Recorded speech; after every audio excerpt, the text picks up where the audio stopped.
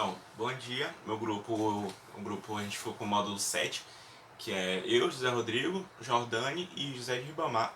A gente ficou sobre consumidor, produtor e mercado. O resumo da apresentação aqui temos por tópicos, que no caso seria a economia do bem-estar, o excedente do consumidor, o excedente do produtor e o mercado e a conclusão. Então, o bem-estar. O bem-estar em si ele está relacionado ao consumo, ou seja, a não necessidade da pessoa adquirir aquele produto, ou seja, ela passa por uma loja ou algo do tipo, ela olha determinado produto, ela não sente necessidade de comprar aquilo não vai subir ela ou descer ela na sociedade, mas ela vai se sentir bem em adquirir aquele produto, entendeu? Então ela compra aquele produto, se sente bem e pronto, vai para casa. Ao contrário das outras pessoas que não compra o produto e se sente insatisfeita e não consegue, vamos supor, participar desse mercado. E tem a economia do bem-estar, que ela está relacionada aos benefícios, no caso do comprador e do vendedor por conta que ele determinado tipo de vendedor, eles ganham comissão através das vendas, ou seja, cada venda que ele faz, ele vai ganhando dinheiro a mais e aquilo faz com que ele trabalhe mais, se esforce mais para ganhar aquilo, entendeu? Então aqui a gente está se tratando agora com disposição para pagar. O que é isso? É o quanto a pessoa faz se sentir bem para, tipo, o quanto ela valoriza aquele produto, entendeu? Por exemplo, aqui a gente tem como relógio que temos o Rogério, o Lucas, o Matheus e o Fernando. Cada um tem um seu determinado valor. No caso, o Rogério ele oferece R$ 100, o Fernando ele oferece R$ 176, R$ 175. O Matheus vai ser 220 e o Lucas R$ 300. Então, esses valores, esses determinados valores, vai estar dizendo, por exemplo, o Rogério, ele considera, no caso, esse relógio para R$ 100 valer aquilo. Então, o relógio, para ele, tem aquele valor. Já os outros têm valores diferentes. Ou seja, isso vai alterando de pessoa para pessoa. É o quanto que eu acho que aquele produto vale. Aí temos, continuando, disposição para pagar. A gente tem como exemplo o relógio como se fosse R$ 180. Lógico, a gente está podendo ver aqui na tabela que nem todos vão comprar o produto. No caso, o Rogério e o Fernando não vão adquirir esse produto, pois eles estão dispostos a pagar menos do que o valor que eles estão ofertando, que no caso é de R$ 180 o relógio. Então só o Matheus e o Lucas vão comprar. E aí a gente está relacionando a isso também com a quantidade de demanda. E o que seria isso? Seria a quantidade dos compradores daquele produto. Ou seja, aqui nesse exemplo, somente o Matheus e o Lucas vão comprar o produto por R$ 180, vão ganhar os benefícios dele, que no caso são a disposição para pagar menos o valor do produto. Isso a gente chama de excedente do consumidor, a gente vai ver mais lá na frente. E essa quantidade de produto vai ser, a quantidade de demanda, perdão, vai ser igual a 2, porque somente o Lucas e o Matheus vão comprar o produto, entendeu? Então aqui a gente tem como resposta da solução que a quantidade de demanda vai ser 2 e quem vai comprar vai ser o Lucas e o Matheus. Aqui a gente já está associando a disposição para pagar e a curva de demanda. Então, cada degrauzinho desse equivale a um comprador. Então, a gente está associando aqui que tem os valores lá que eles estão dispostos a pagar. E nessa tabela, a gente tem que R$ 301 ao mais não vai haver nenhum comprador. Então, a quantidade de demanda vai ser zero. Já de 221 a 300, vai ter somente um comprador, seria o Lucas, e a quantidade de demanda vai ser 1. Mais abaixo, temos a quantidade de demanda 2, quem irá comprar vai ser o Matheus e o Lucas. Se o valor do relógio for de 176 a 220. E assim por diante, como vocês podem ver na tabela. Como a gente já falou, a quantidade de demanda é a quantidade dos compradores que vão comprar aquele produto. E só recapitulando, cada degrauzinho assim equivale a um comprador. Temos aqui a disposição para pagar e a curva de demanda. A curva de demanda ela está relacionada ao excedente do consumidor, a quantidade de demanda, o valor do produto e os compradores. Então aqui temos cada degrau e vocês podem ver pela série, tem disposição para Lucas, para Matheus, para Fernando e para Rogério. O que significa isso? É a quantidade, o valor que a pessoa tem a oferecer aquele produto. Passar daquilo, a pessoa sai do mercado. sai daquela compra daquele produto, que é o que a gente chama de comprador marginal. Ou seja, aqui mais embaixo a gente vê que o Rogério ele vai ser o comprador marginal quando o produto vale de 0 a 100 reais. Ou seja, se passar de 100 reais ele é o primeiro a cair fora, entendeu? Isso que a gente chama de comprador marginal. Então, como eu já tinha dito, cada degrauzinho equivale a um comprador. E se houver um número muito grande de compradores, a curva vai ser mais suave, vai tipo, ser uma retilínea, vai ser uma curvinha assim. E mais à frente a gente vai ver mais exemplos em relação a isso. O que está específico aqui é que passou de determinado valor, certa pessoa vai sair do mercado, subiu mais, outra pessoa sai. Ou seja, ao decorrer que o valor vai aumentando, o comprador marginal vai se tornando diferente, pois as outras já saíram do mercado.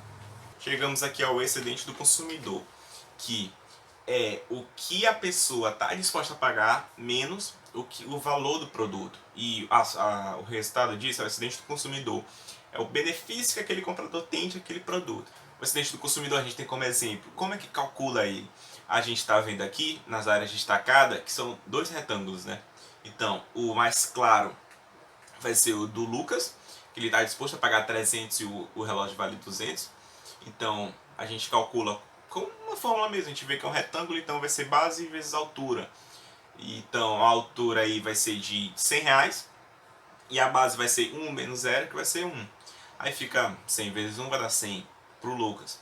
Aí já para o Matheus, ele vai estar disposto a pagar 220, o relógio é 200. Então a altura ali vai ser de 20 vezes 2 menos 1 ali embaixo, vai ser 1. Aí vai ser 20 vezes 1 vai dar 20. Tem esse TSC aqui. O que significa esse TSC? É a soma de cada um, de cada acidente do consumidor, de cada comprador. Ou seja, seria esse 100 mais 20, que daria 120, entendeu?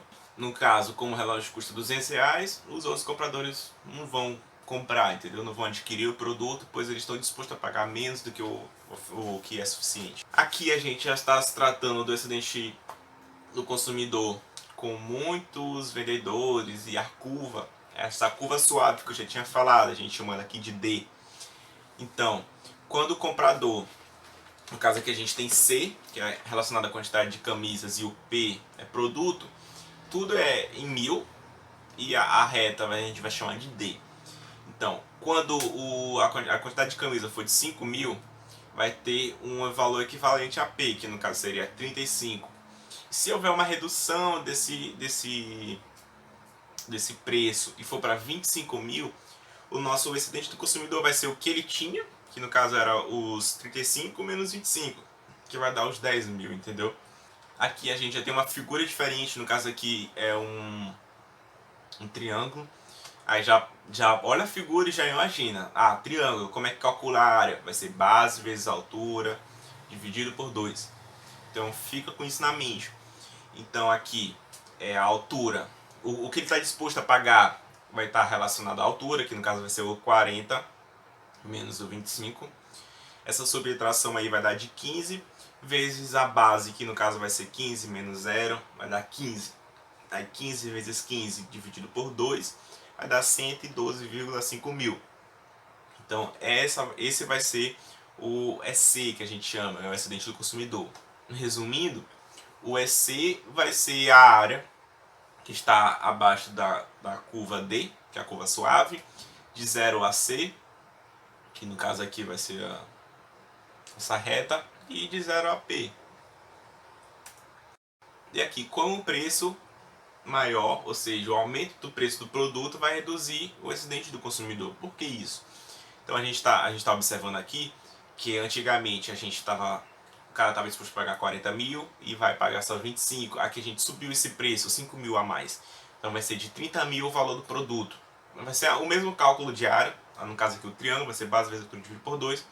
Que no caso aí vai ser o 40 menos o 30, que vai dar 10 vezes a base, que no caso vai ser 10 também. Porque vai ser 10 menos 0. Vai ser 10 vezes 10 dividido por 2, que vai dar 50.000. Então, se vocês podem ver, antigamente aqui está os 112.000. E quando a gente aumentou o produto, ficou 50.000. E por que isso? Porque aumenta o produto, reduz tudo.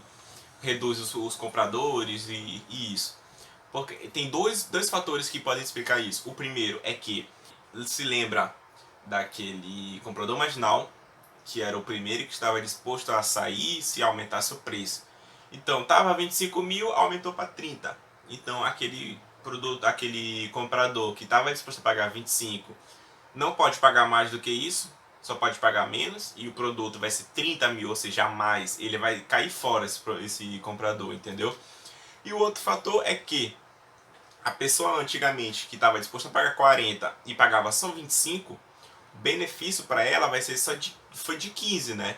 Então, como aumentou, vai ser de 40 menos 30, vai ser o benefício de 10, entendeu? Ou seja, o excedente do consumidor vai cair porque o produto ficou mais caro.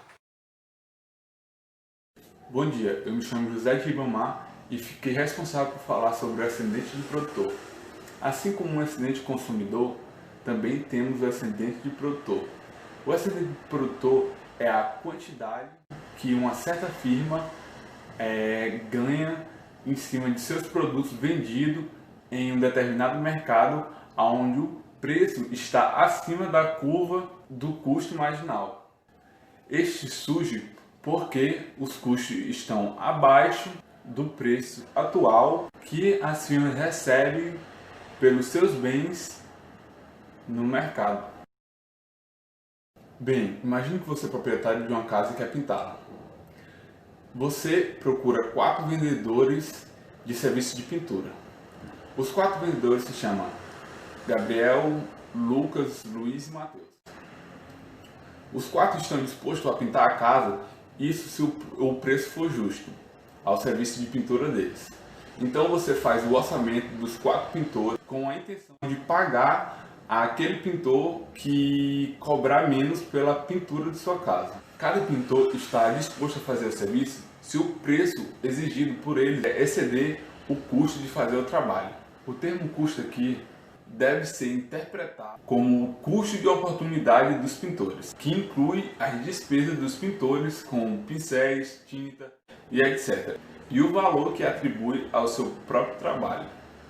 Aqui eu vou mostrar uma tabela que mostra o preço de cada um dos pintores. Como o custo que é mostrado aqui é o preço que cada pintor realizaria seu trabalho, cada pintor desejaria muito vender o seu serviço por um preço superior ao que é pedido, mas se recusaria a vender o seu serviço por um preço inferior e seria indiferente por um preço igual ao que ele cobra. Então ele não se importaria em fazer o seu serviço por um preço que ele está cobrando. Isto é, ficaria feliz tanto em obter o serviço como fazer ele pelos custos que ele está pedindo. Quando você pede o orçamento dos 4 pintores, o preço pode vir bem alto, mas logo em seguida o preço diminui porque eles competem entre si para poder vender o seu serviço. Uma vez que Matheus tenha pedido R$600 para fazer o serviço de pintura de sua casa, ele é o único competidor feliz em realizar a pintura pelo aquele preço, pelo menor custo. Já Gabriel, Lucas e Luiz não têm interesse em realizar o serviço por aquele custo que Matheus pediu. Que benefício Matheus receberá por realizar esse serviço? Já que Matheus é o único que está disposto a realizar o serviço por R$500, o excedente do produtor vai ser os 500 que ele ficaria satisfeito em fazer o trabalho, menos os 600 que você vai pagar. Então, 600 menos 500 dá um total de R$100. Então, o excedente do produtor vai ser esse lucro que ele vai ganhar em cima da pintura que ele vai fazer. Resumindo, o excedente do produtor é a montante que o vendedor recebe menos o seu custo de produção. O excedente do produtor mede o benefício que os produtores recebem em um determinado mercado. Bem, a figura 5 mostra dois gráficos, o gráfico A e o gráfico B. O gráfico A mostra que o preço de produção do bem de produção é 600. Então, isso pode voltar ao exemplo anterior de Mateus, que o bem de produção era 600, mas o valor que ele se sentia satisfatório em fazer era 500. Então, o excedente de produtor dele foi de 500 a 600, então R$100 no caso. Já a figura B mostra o bem de produção de R$800 e o excedente total de 500, que seria Mateus e Luiz no caso. A variação de Luiz é dada a partir do valor de 600, que é o valor que ele se sente satisfeito em fazer o trabalho, a 800. Então, o excedente do produtor dele vai ser de 200, que é de 600 a 800. O valor total vai ser 200, o excedente de produtor. Fazendo a união tanto de Mateus como o de Luiz na figura B, mostra que o excedente total é 500, que é a junção de 300 mais 200. Então o excedente total é 500. Olá pessoal, eu me chamo Jordani e agora a gente vai aprender um pouco mais sobre o mercado. O termo mercado basicamente se refere a onde são realizadas transações econômicas, troca de bens e serviços entre particulares ou empresas ou outro tipo de organizações. Bom, a gente vai ter uma visão de alguns indicadores e de alguns tipos de mercados, para a gente ter uma visão categórica e ampla sobre o que é mercado. Antes de mais nada, de a gente falar de mercado, a gente tem que entender que mercado se lida com pessoas e com o bem-estar. Como assim bem-estar? Ele vende bem-estar, vende bens e serviços para pessoas. Bom, a gente sabe que a nossa sociedade, pelo menos a nossa sociedade ocidental, parte da sociedade asiática, é baseada num consumo. Certa vez, Bauman diz que a sociedade é líquida. Contra a sociedade, ela vive em uma constante metamorfose, em uma constante mudança. E para que esta mudança? A constante mudança da sociedade é por felicidade. E a principal felicidade das pessoas é obter algo, é comprar algo, é consumir algo. E esse algo é o bem-estar. Agora a gente vai ver alguns indicadores. Bom, pessoal, o excedente de consumidor nada mais é que o benefício que os consumidores obtêm na sua participação do mercado. Vamos ver um exemplo. Bom, imagine que você já foi no supermercado e voltou de lá feliz, com uma sensação, nossa, fiz um trabalho bem feito, me saí bem. Ou seja, você foi com valor X e você não gastou aquele valor X todo. Você barganhou aquele valor. Você voltou com um bônus daquele valor. Ou seja, porque o produto que você comprou estava abaixo do seu valor que você pagou. Bom, seguindo essa mesma linha de raciocínio, o excedente produtor é o benefício recebido pelos mercadores, pelos produtores de bens. Bom, conhecendo isso, esses indicadores, a gente tem que entender alguns tipos de mercados para a gente poder avaliar como é que se encontra o mercado nessa situação, com estes marcadores. Vamos lá ver alguns tipos de mercado. O primeiro mercado que a gente pode ver é o mercado da concorrência perfeita. Bom, basicamente esse mercado da concorrência perfeita é uma utopia, mas é estudado. Bom, pensem vocês, existem vários tipos de lojas tentando cativar o seu cliente. Há muitos compradores e vendedores e um mercado para acolher todo mundo. Nesse cenário, uma empresa é pequena demais para influenciar os preços do seu produto e ela é ditado pelo próprio mercado. Ou seja, uma empresa, só ela não vai poder aumentar o preço ou diminuir o preço, porque tem outras empresas vendendo a mesma coisa, o mesmo produto, a um preço determinado. Bom, na célebre frase de Adam Smith, ele vai nos dizer o seguinte: é a concorrência com cada comerciante tentando vender mais que o outro que derruba os preços, beneficiando toda a sociedade. Bom, imagine vocês, o segredo do comerciante para ele não ter falhas e perda de lucros é ele vender o seu produto. Imagine vocês com vários comércios iguais, idênticos, o diferencial que aquele comércio vai ter é o seu preço. Logo, se ele conseguir cativar os seus clientes a comprarem lá, ele vai ter que diminuir o seu preço. E isso movimenta o mercado. É isso que faz com que os preços abaixem. Outra frase dele é o seguinte: o mercado ou comerciante movido apenas pelo seu próprio interesse é levado por uma mão invisível e a promover algo que nunca fez parte do interesse dele, o bem-estar da sociedade. O comerciante acaba se envolvendo com o bem-estar da sociedade sem ele querer. Ele acaba diminuindo os preços para poder cativar os seus clientes e para vender também, porque nós sabemos que ele vai ter lucro só se ele conseguir vender os seus produtos. O nosso próximo tipo de mercado é o monopólio. Como você pode ver, monopólio quer dizer apenas um, ou seja, apenas uma empresa detém o bem de consumo. Logo, ela pode manipular os resultados. Ela também é protegida por leis ou por ações governamentais. Um grande exemplo que a gente tem aqui no Brasil é a Petrobras. A Petrobras só ela detém o bem do petróleo. Só ela pode vender o petróleo aqui no Brasil. Por isso, quando ela vai mal, os preços ficam lá em cima, porque apenas ela pode manipular os preços no mercado. Bom, outro tipo de mercado são aqueles que vocês acham que é tudo a mesma coisa, com lojas coloridas, com vários tipos de mercadorias, só que aí que vocês se enganam. São vários tipos de mercadoria, são vários tipos de empresas vendendo produtos únicos, produtos com características daquela empresa.